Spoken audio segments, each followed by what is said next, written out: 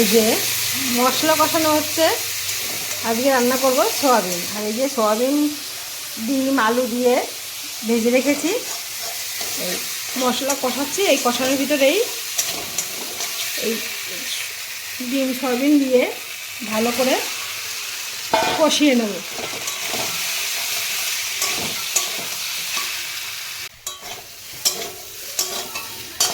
কষিয়ে নিয়েছি, এবার জল দিয়ে দেবো।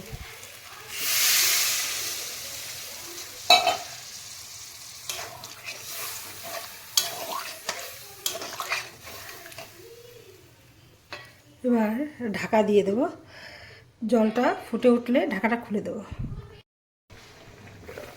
ঝোল ফুটে গেছে, এবার ঢাকনাটা খুলে দিই।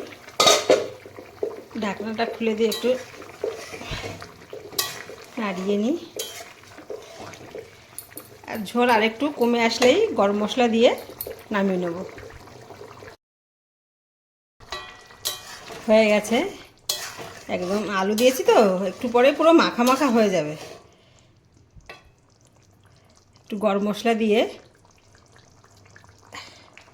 এটা নামিয়ে নেব। বাহ, দেখতে খুব সুন্দর হয়েছে।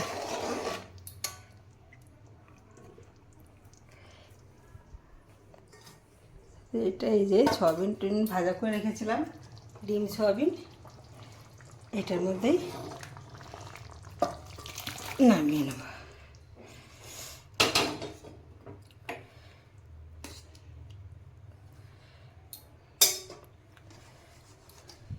এরকম রান্না হলে এক থালা ভাত খেয়ে নিয়ে যাবে।